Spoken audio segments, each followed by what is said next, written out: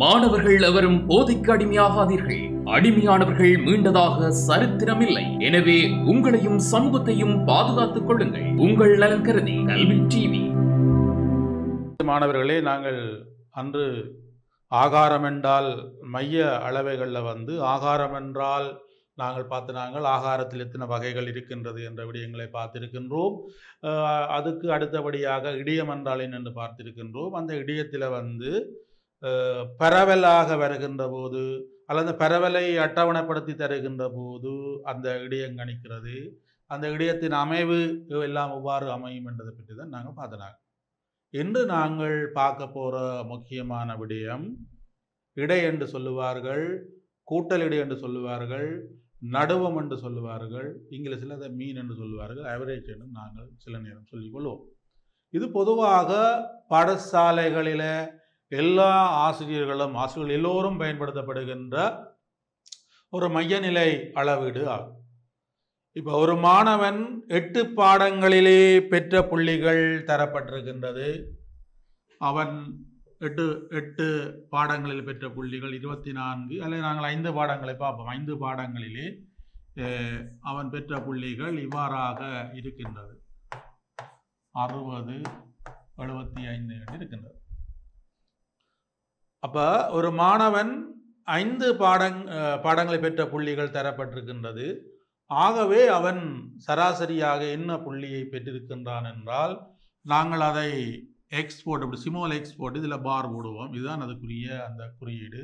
நாங்கள் மியூ என்று நாங்கள் பாய்ப்போம். அதை இங்கே நாங்கள் பயன்படுத்த வேண்டிய தேவை இல்லை. நாங்கள் எக்ஸ் பார் என்ற அந்த குறியீடையை பயன்படுத்தி கொள்வோம். அப்போ இதற்கு நாங்கள் எவ்வாறு இந்த இடையை கணிக்கிறது என்று சொன்னால், அங்கே தரப்பட்ட புள்ளிகளை கூட்டல் செய்ய வேண்டும். அப்போ நாங்கள் என்ன செய்யணும் என்று சொன்னால் 24 சக 32 சக 50 சக 75 என்று இருக்கின்றது. எத்தனை பாடங்கள் இருக்கின்றனவோ, எத்தனை ஈட்டுகள் இருக்கின்றனவோ அதனால் நாங்கள் பிரித்தல் செய்ய வேண்டும். இதை கூட்டுவது மிக இலகுவான, சிலர் கீழே விட்டு எழுதுவார்கள். மிக இலகுவான ஒரு முறை சொல்லுகின்ற பாருங்கள். இந்த 24ஐ இந்த 2ஓடு கூட்டுகின்ற போது 26 என்று வரும். இப்போ இதை நீங்கள் 30ஆக கருத வேணும். 26ஓட 30 கூட்டினால் 56, 56ஓட 50 கூட்டினால் 106, 106ஓட 5 கூட்டினால் 111, 111 எழுவதும் எவ்வளவு 181 வரும். கீழஞ்சு. இன்னும் ஒரு இலகுவான முறையை நான் இங்கே சொல்லித்தர போகிறேன். 181ஐ 5ஆல் பிரிப்பது எப்படி என்று சொன்னால், அங்கே மேலே இருக்கிற பெறுமதியை நாங்கள் 2ஆல் முதலில் பெருக்கல் செய்வோம். அப்போ நாங்கள் 2ஆல் பெருக்கல் செய்தால் 1 2 2, 2 16 1 மிச்சம், 1 2 2 3 2 வரும். ஒரு தானம் தள்ளி குத்தினால் ஆகி 36. இதெல்லாம் பிரித்து கொண்டிருக்க தேவையில்லை. 10ஆல் பிரிப்பது எங்களுக்கு எந்த அளவு இலகுவானதோ அதே போல் நாங்கள் 5ஆல் பிரிப்பதும் எங்களுக்கு இலகுவானதாக இருக்கு. இப்போ உதாரணத்துக்கு நாங்கள் பார்த்தால் 42 என்பதை 5ஆல் பிரித்தல் என்று சொன்னால் இதை நீங்கள் ஒரு நெடும் பிரித்தலாக எழுதி பிரிக்க வேண்டிய அவசியம் இல்லை.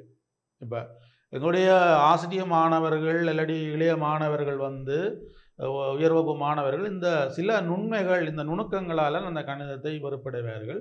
இந்த 42ஐ எப்படி 5ஆல் வகுத்தல் என்று சொன்னால் நீங்கள் 5ஆல் நெடும்பெருக்கல் செய்ய தேவையில்லை. இந்த 42 டபுள் மடங்கு போடுவோம் நாங்கள். அதனுடைய டபுள் மடங்கு எவ்வளவுன்னு சொன்னால் 84. அங்கிருந்து ஒரு தானம் தள்ளி குத்தி விட்டால் சரி, 8.4 தான் இதனுடைய விடையாக இருக்கு. மிக இலகுவானது. பிறகு இன்னொரு கணக்கு பார்ப்போம் நாங்கள். இப்போ உதாரணமாக 76 கீழ் 10 என்று 5 என்று சொன்னால் இது எவ்வாறு இலகுவாக பிரிக்கிறேன்னு சொன்னால் இதனுடைய டபுள் மடங்கு நாங்கள் போடுவோம். 70 140, 6 12 அப்படின்னு போது 6 70 152. அப்போ இதில் ஒரு தானம் தள்ளி குத்தி விட்டா சரி, 15% பாருங்க. அந்த 76 இலகுவாக பெருக்கிறது என்னென்னா 70 140, 6 12, 152. அப்படி சில இலகுவான உத்திகளை நீங்கள் இங்கே பயன்படுத்த கொள்ள வேண்டும். சரிதானே? ரைட். அடுத்தது இப்போ நாங்கள் பார்ப்போம். இப்போ ஒரு வகுப்பில் இருக்கின்ற மாணவர்களின் எண்ணிக்கை நாங்கள் 40 என்று எடுத்துக்கொண்டால் அந்த வகுப்பில் உள்ள மாணவர்கள் கணித பாடத்தில் பெற்ற புள்ளிகள் என்ற சொல்லிகளை நிறைய வரப்போகுது. அப்போ அது ஒரு அட்டவணையாக தான் தெரியல, உங்களுக்கு பரவலாக தான் தர முடியாது. இப்போ இந்த மாதிரியான சந்தர்ப்பங்களில் எப்படி இடை கணிக்கிறது என்று பார்ப்போம். அங்கே நாங்கள் சாதாரணமாக நாங்கள் இப்போ ஒரு தரப்பட்ட ஒரு இடையை நாங்கள் எப்படி கணிக்கிறோம் என்று சொன்னால், எக்ஸ் என்பது புள்ளி என வரையறுக்கப்பட்டால் எக்ஸ் பார் என்பது இடையாக அந்த அந்த அந்த நியம குறியீடு வந்து கருதப்படும். அப்போ எக்ஸ் போட்டு இப்படி சிக்மா போட்டால் இதனுடைய அர்த்தம் என்னென்று சொன்னால், எக்ஸில் உள்ள புள்ளிகளை கூட்டுங்கள், அதை நாங்கள் மொத்த மீறன்களின் எண்ணிக்கையால் பிரித்து விட தெரியுது. நம்ம சிக்மான்னு சொல்லிகளை சில இணைப்பினும் இது ஒரு புதுசான, அதில் ஒரு பிரச்சனையும் இல்லை. சிக்மா என்பது கணத்தில் இருக்கிறது ஒரு இலகுவான ஒரு கூட்டுத்தொகை என்ற ஒரு சொல்லுக்கு பதிலாக நாங்கள் பயன்படுத்துகின்ற ஒரு இலகு அடையாளம். இப்போ கூட்டுத்தொகை எக்ஸாண்டு போடைக்குள்ள என்ன நடக்க போகுது? எங்களுக்கு கூட்டுத்தொகை எக்ஸாண்டு போடைக்குள்ள ஒரு மிகப்பெரிய ஒரு இடத்தை பிடிக்க போகுது. அப்போ அதுக்கு அவர் என்னென்னா கிரேக்க எழுத்தை பயன்படுத்துகின்றார்கள். இந்த சிக்மா போட்டவுடனே எக்ஸ் என்பது நிறைய இருக்கலாம், நிறைகளின் கூட்டுத்தொகை. புள்ளி என்று வந்தால் புள்ளிகளின் கூட்டுத்தொகை, உயரம் என்று வந்தால் உயரங்களின் கூட்டுத்தொகை, மாணவர் என்று வந்தால் மாணவர்களின் கூட்டுத்தொகை. அந்த எக்ஸ் வந்து தனக்கு ஏற்ற மாதிரியான ஒரு வடிவங்களை பெற்றுக்கொள்ளும். இப்போ உதாரணத்துக்கு நாங்கள் ஒரு அட்டவணையை நான் எடுத்துக்கொள்ளுகின்றேன். இப்போ இப்படி ஒரு அட்டவணை இருக்கின்றது. அப்போ முன்னுக்குள்ளது வந்து புள்ளியாக இருக்கும், அதில் நிறைய இருக்கும். இப்போ நாங்கள் இதை நிறைய என்று எடுப்போம். நிறைய என்று எடுத்தால் இது எக்ஸ், இது மீறுறேன் நாங்கள் எஃப் எண்ணா போடுறோம். நாங்கள் இதை நீங்கள் எஃப் எண்ணும் போடலாம் விரும்பினா. இப்போ இதில் என்ன தரப்பட்ட தரவு என்னென்று சொன்னால், இவர் குறிப்பிட்ட புள்ளியில் நாங்கள் எடுப்போமே. எப்படி 5 புள்ளி 7 புள்ளி 9 புள்ளி இல்லை 5 கிலோகிராம் 7 கிலோகிராம் 9 கிலோகிராம், இது கிலோகிராம்னு நாங்கள் எடுப்போமா? நிறைய எடுப்போம். இது 11 13 15 என்று தரப்பட்டிருக்கின்றது. இந்த 3 கிலோகிராமில் 2 பொருள் இருக்கின்றது, 7 கிலோகிராமில் 3 பொருள் இருக்கின்றது, 9 கிலோகிராமில் 5 பொருள் இருக்கின்றது, 11 கிலோகிராமில் 8 இருக்கின்றது, அதே போல் 13 வந்து 4 இருக்கின்றது, 15 வந்து 2 இருக்கின்றது. அப்போ இங்கே பார்த்தால் மொத்தமாக எத்தனை இருக்கணும்னு சொன்னால் 2 5 10 18 22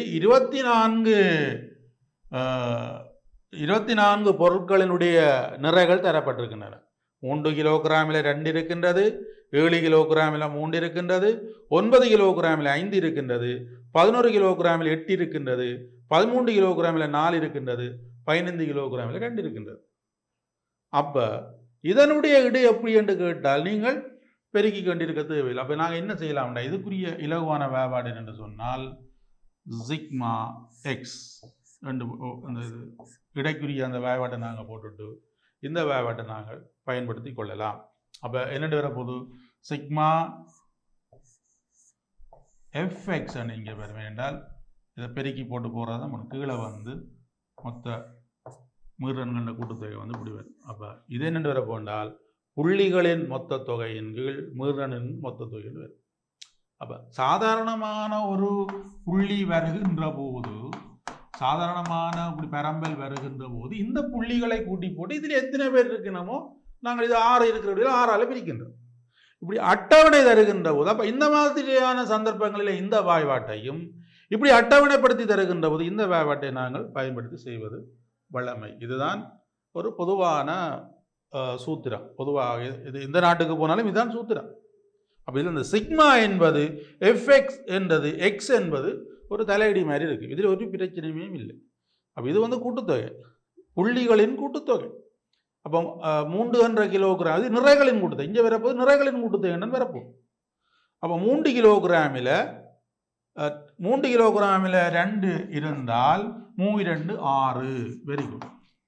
இங்கே கூட்டுத்தொகை அடையாளம் தானே, சக போட வேண்டிய.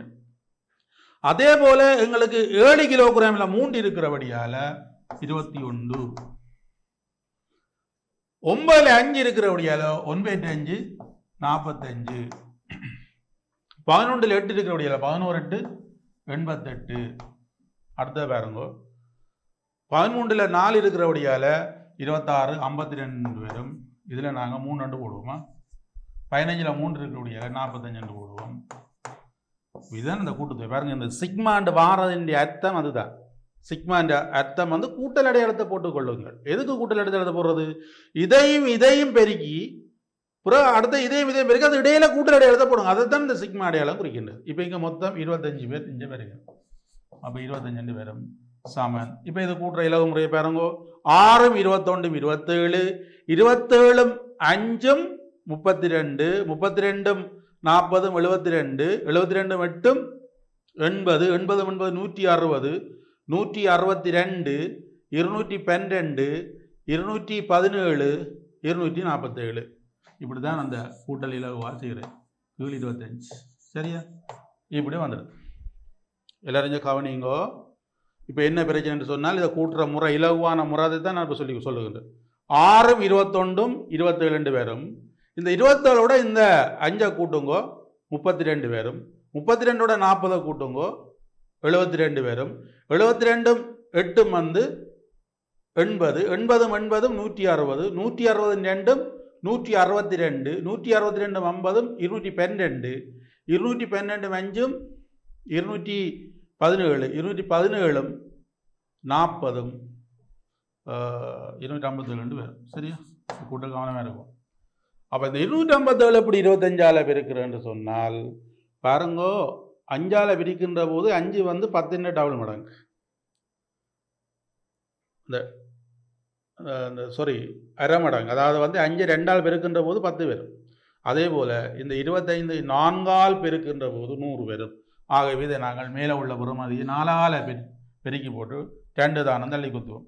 4 7 28 2 மிச்சம் 4 5 20 20 2 22 2 மிச்சம் 10 2 தானம் தள்ளி குத்தினால் இதுக்குரிய இடை 10.28 இருக்கும் சரியா? அப்போ இந்த இட கணிக்கிற 2 முறை வரும். ஒன்று சின்னதொரு பெரம்பலாக அவர்கள் தருவார்கள், அல்லது அட்டவணைப்படுத்தப்பட்டு தருவார்கள் சரியான? அப்போ சின்ன பெரம்பலா தந்தால் இது முறை, அட்டவணைப்படுத்தி தந்தால் இது முறை. சிக்மா எக்ஸுங்கள் என் எஃப் என்றும் போடலாம் நீங்கள். இங்கே சிக்மா எஃப்எக்ஸுங்கள் சிக்மா எஃப் என்ற சூத்திரம் வந்து இங்கே வருகின்றது சரிதானே?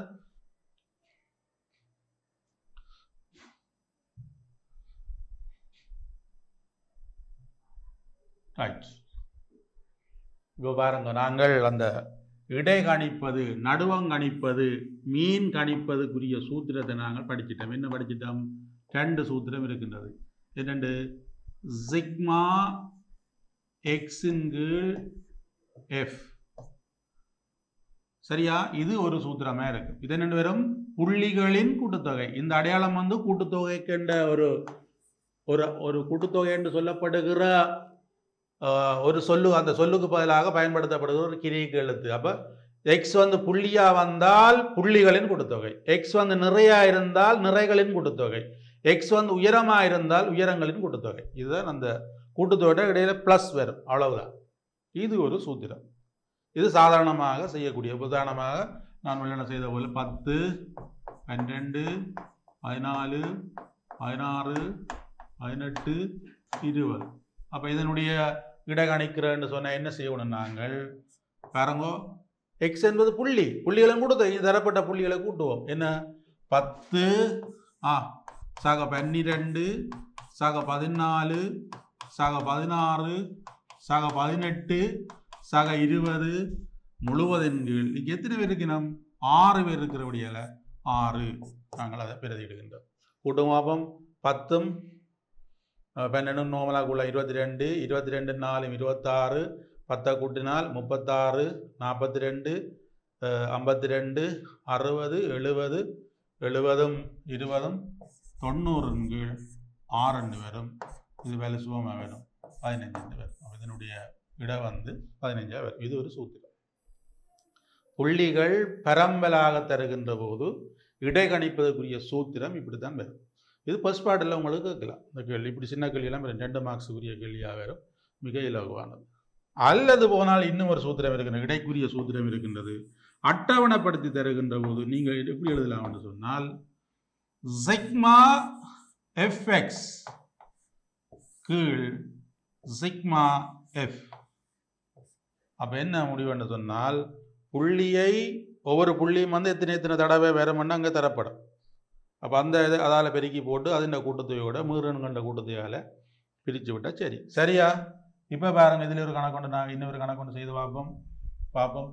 இந்த கவனிங்க, ஒரு அட்டவணை இங்கே தரப்படுகின்றது. ஒரு அட்டவணை நாங்கள் பார்ப்போம். இது நாங்கள் உயரம், இங்கே நாங்கள் புள்ளிகளை போட்டுக்கொள்ளுவோம். சரியா?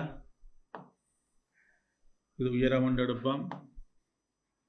உயரமும் நிறைய என்னவா இருந்தாலும் அதுக்கு பேர் எக்ஸ் தான். மீடுறன் இது எஃப் தான். சரியா? இப்போ நாங்கள் சின்ன பெறுமதியாக எடுப்போம். நாங்கள் இங்கே 10, 15, 20, 25, 30. சரியா? 10ல் வந்து 4 பெறுமதி இருக்கின்றது, 15ல் 6 இருக்கின்றது, 20ல் வந்து 7 இருக்கின்றது. சரியா? 25ல் வந்து 5 இருக்கின்றது. இங்கே பார்த்தால் இதில் 3 இருக்குன்னு எடுப்போம். சரியா? 3 இருக்குன்னு எடுப்போம். சரியா? இப்போ என்ன பிரச்சனைன்னு சொன்னால் இது சென்டிமீட்டர்லேயே இருக்கும். 10 சென்டிமீட்டரில் வந்து 4 துண்டுகள் இருக்கின்றது, 15 சென்டிமீட்டரில் 6 துண்டுகள் இருக்கின்றது, 20 சென்டிமீட்டரில் 7 துண்டுகள் இருக்கின்றது, 25 சென்டிமீட்டரில் 5 துண்டுகள் இருக்கின்றது, 30 சென்டிமீட்டரில் 3 துண்டுகள் இருக்கின்றது. அப்போ இதை நாங்கள் ஒரு பரம்பலை எழுதுகின்ற போது நிறைய இடங்கள் எங்களுக்கு பிடிக்கும். அதை தவிர்த்து கொள்வதற்காகத்தான் இந்த அட்டவணையை தருகின்றார்கள். இப்போ நீங்கள் விரும்பினால் 10ஐ 4 தடவை எழுதலாம், கமா போட்டு 15 6 தடவை எழுதலாம், 20ஐ 7 தடவை எழுதலாம், 25ஐ 5 தடவை எழுதுங்கள், 30ஐ 3 தடவை எழுதுங்கள். அப்போ எத்தனை பேரும்? 4 மாறும் 10, 10 மேலும் 17, 22, 25 பேர் இங்கே வருகின்றன. மொத்த தொகை 25 வருகின்றது. அப்போ 25 புள்ளிகள் இங்கே எழுதப்பட்டிருக்கு. அதை ஷோர்ட்டாக கொண்டு வந்து உங்களுக்கு அட்டவணையில் தருகிறோம். அப்போ இந்த இடங்களில் நீங்கள் இடை கணிக்கின்ற போது என்ன செய்ய வேணும் என்று சொன்னால் எஃப்எக்ஸ் என்றால் இதை விதையும் பெருக்குதான் எஃப்எக்ஸ், இதை விதையும் பெருக்குதான் எஃப்எக்ஸ், இதை விதையும் பெருக்குறதான் எஃப்எக்ஸ், இதை விதையும் பெருக்குறது எஃப்எக்ஸ், இதை விதையும் பெருக்குவதுதான் எஃப்எக்ஸ். இதனுடைய கூட்டுத்தொகை என்று நீங்கள் தமிழ் எழுத தேவையில்லை, கிரேக்க எழுத்தான சிக்மா போட்டு விட்டால் எஃப்எக்ஸ் கூட்டுத்தொகை. சரியா? கீழே என்ன வரப்போன்னு சொன்னால் பாருங்க, மீறன் 2 பேரும் மீறன்கள் கூட்டுத்தொகை. ஏன் இங்கே 4 மீறன் இருக்கின்றது, இங்கே 6 மீறன் இருக்கின்றது, இங்கே 7 மீடுதான், 5 மீடுதான், 3 மீடுதான் ஆகிய இந்த சூத்திரத்தை நாங்கள் பயன்படுத்துகிறோம். சரியா? அப்போ நாங்கள் பெருக்குவோம். நாங்கள் பெருக்கின்ற போது என்ன போது இதை 2ஐயும் பெருக்குங்கோ. 10ஐ 4ஆல் பெருக்கினால் 40, 15 6ஆல் பெருக்கினால் 90. இதை பெருக்கும் பார்ப்போம். 140 சக 25 5ஆல் பெருக்கினால் 125, 30 3ஆல் பெருக்கினால் 90. சரியா? ஏன்னு சக அடையாளம் போட்டிருக்கணும்? சிக்மா இருக்கின்றது.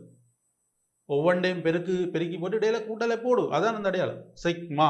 அப்போ இந்த சூத்திரத்தை வச்சுக்கொண்டு நீங்கள் பயப்பட தேவையில்லை. இந்த சூத்திரம் இப்படி இதெல்லாம் கூடுதல் பயன் தோறுற சில. சரியா?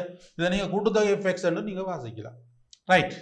கீழே வந்து மீறன் கண்ட கூட்டுத்தொகை எவ்வளோ வருதுன்னு சொன்னால் 25 வருகின்றது. சரியா? இப்போ இங்கே கவனிங்க,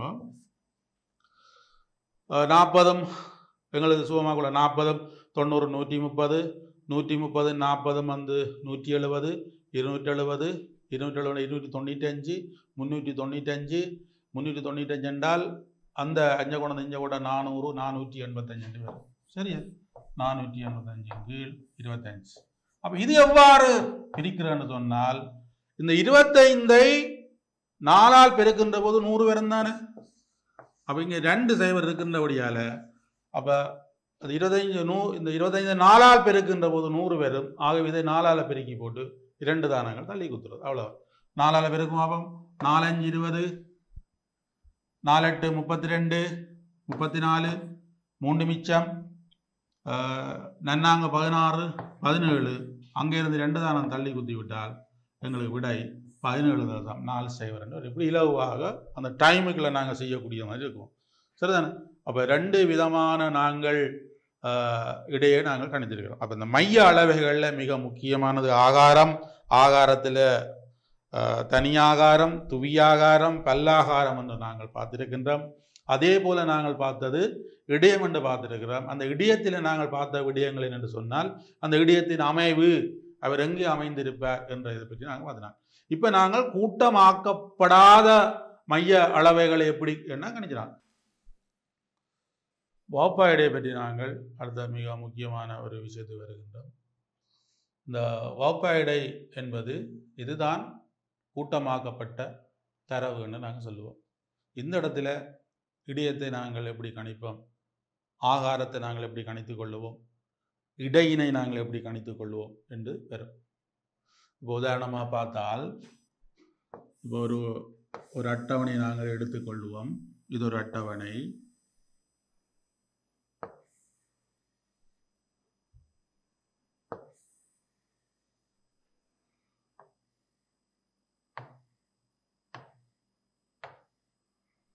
இது வாப்பாயடை,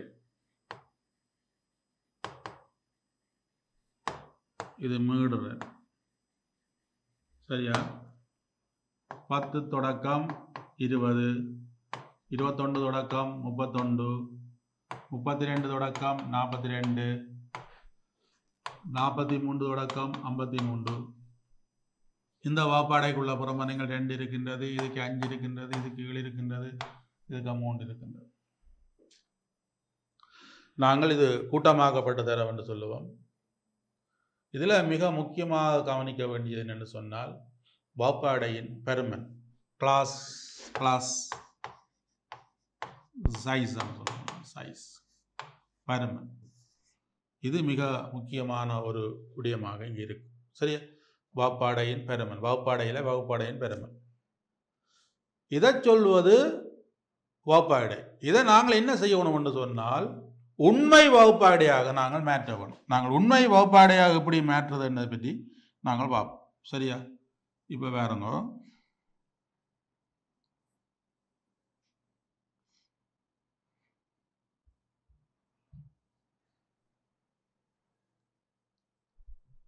ரைட். உண்மை வகுப்பாடை எப்படி கணிக்கிறேன்னு நாங்கள் பார்ப்போம். இங்கே 10, 20 வருகின்றது. அப்புறம் இதுக்கு அடுத்த வருமானம் 21 வருகின்றது. இங்கே 31 முடியுது. அப்புறம் அடுத்த வருமானம் வருகின்றது. இங்கே 42 அடுத்த வருமானம் வருகின்றது.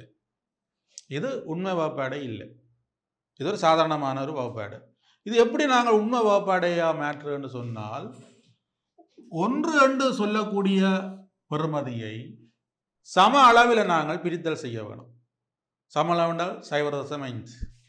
அப்போ 0.5 என்று சொன்னால் பாருங்க, வலுசுவமானது வேற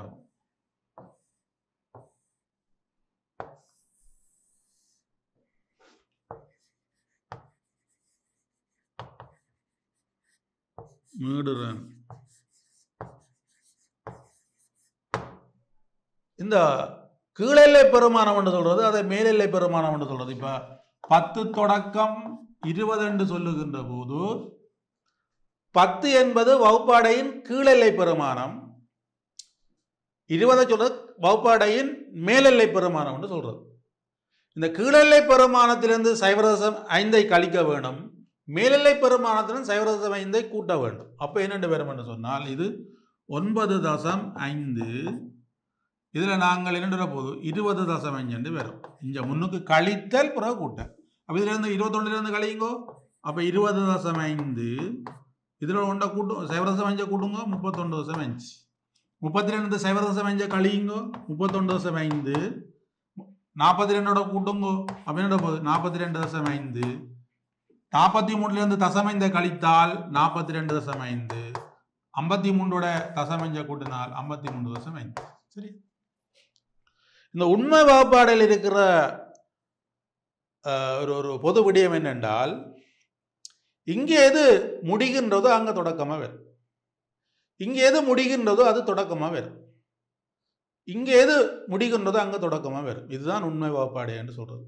இது சாதாரணமான ஒரு வகுப்பாடை, எங்களுக்கு தரப்பட்ட வகுப்பு. சில வேளைகளில் உங்களுக்கு வகுப்பாடை உண்மை வகுப்பாடையாகவே வரும்.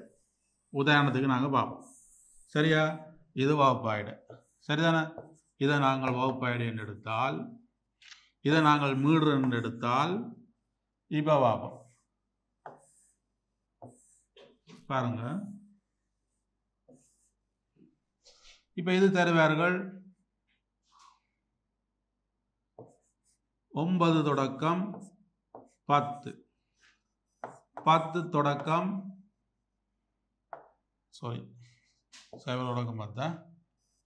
10 தொடக்கம் 20, 20 தொடக்கம் 30, 30 தொடக்கம் 40, 40 தொடக்கம் 50. அப்ப நீங்கள் நினைக்கக்கூடாது ஏதோ உண்மை வகுப்பாடு என்று சொன்னால் தசமைந்து வரும் என்று இல்லை.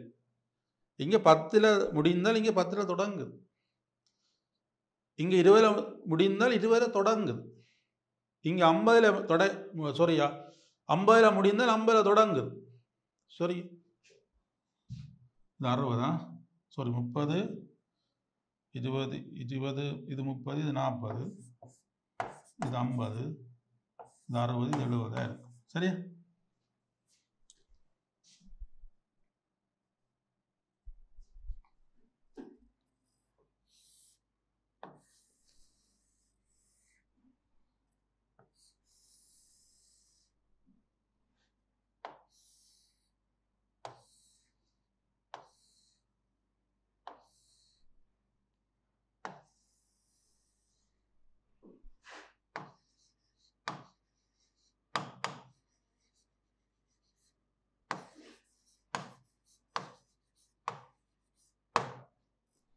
பாருங்க, 0ல் இருந்து 10, 10ல் இருந்து 20, 20ல் இருந்து 30, 30ல் இருந்து 40,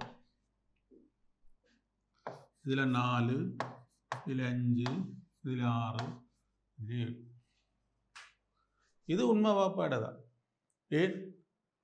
ஒரு வகுப்பாடையின் மேலெல்லை பெருமானம் அடுத்த வகுப்பாடையின் கீழெல்லை பெருமானம், ஒரு வகுப்பாடையின் மேலெல்லை பெருமானம் அடுத்த வகுப்பாடையின் கீழெல்லை பெருமானம், ஒரு வகுப்பாடையின் மேலெல்லை பெருமானம் அடுத்த வகுப்பாடையின் கீழெல்லை பெருமானம். சரியா? இப்போ உதாரணத்துக்கு 0 தொடக்கம் 10 எடுத்தால் இந்த 10 சொல்றது மேலெல்லை பெருமானம்.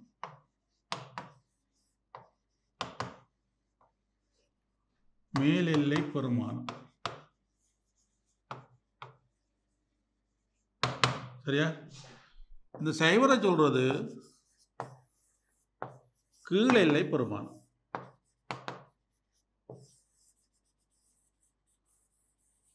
இங்க உண்மை மேலெல்லை பெருமானம்னு சொல்லலாம், உண்மை கீழெல்லை பெருமானம்னு சொல்லலாம். ஏனென்றால் மேலெல்லை பெருமானம் அங்க கீழெல்லை பெருமானமாக வருகின்றது. இப்ப இன்னும் ஒரு அட்டவணையை நாங்கள் பார்ப்போம். இப்படி பார்ப்போம். பாருங்க, இந்த வகுப்பாடையை நாங்கள் பார்ப்போம்.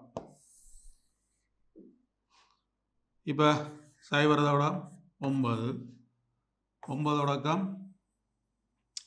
10 தொடக்கம் 19, 20 தொடக்கம் 29, 30 தொடக்கம் 39, 40 தொடக்கம் 49. இங்க 0 தொடக்கம் 9 எடுத்தால் இந்த மேலெல்லை பெருமானம் இங்கே கீழெல்லை பெருமானமாக வரவில்லை. ஆகவே இதை உண்மை வகுப்பாடு என்று சொல்லுகிறார். அப்ப இங்க சொல்லுவது என்றால் இப்ப 0 தொடக்கம் 9 எடுத்தால் இது மேலெல்லை பெருமானம், இது கீழெல்லை பெருமானம். உண்மை என்று சொல்லி பாவிக்கலாம். இங்க உண்மை என்று சொல்லி பாவிக்கலாம்.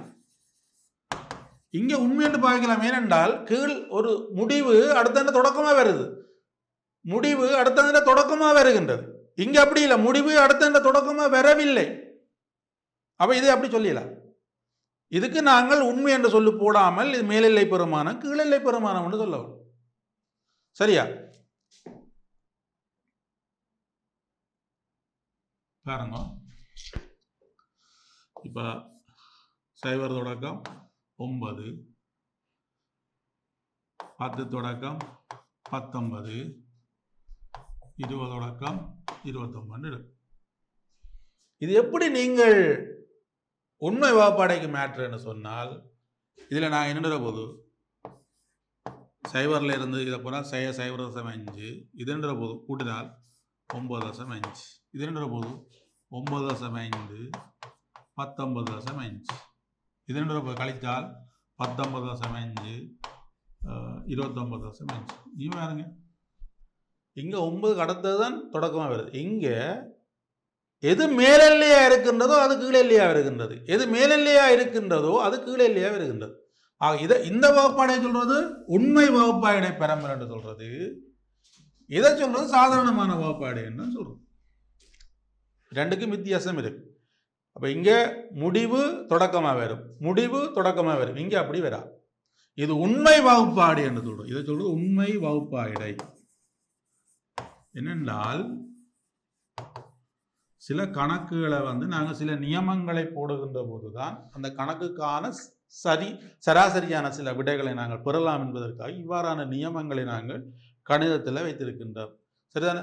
இப்போ நாங்கள் மைய அளவைகளில் நாங்கள் பார்த்த விடயங்கள் ஆகாரம், இடையம், இடை பற்றி பார்த்து நாங்கள் அதில் முதல் கூட்டமாக்கப்படாத தரவுகளை பற்றி பார்த்து நாங்கள் இப்போ கூட்டமாக்கப்பட்ட தரவுகள் வகுப்பாடைகளாக தருகின்ற போது அதில் கீழெல்லை பெருமானம் என்றால் என்ன, மேலெல்லை பெருமானம் என்றால் என்ன, அப்புறம் அதை நாங்கள் உண்மை வகுப்பாடைக்கு மாற்றுகின்ற போது உண்மை வகுப்பாடையின் கீழெல்லை பெருமானம் என்ன, உண்மை வகுப்பாடையின் மேலெல்லை பெருமானம் என்ற விடயங்களை நாங்கள் இங்கே பார்த்திருக்கின்றோம். சரியா? அடுத்த வகுப்பில் சந்திப்போம். நன்றி. கல்வி டிவியில் புத்தம்புது நிகழ்ச்சிகளை உடனுக்குடன் பார்த்து மகிழ எமது Facebook மற்றும் YouTube பக்கத்தை லைக் செய்யுங்கள்.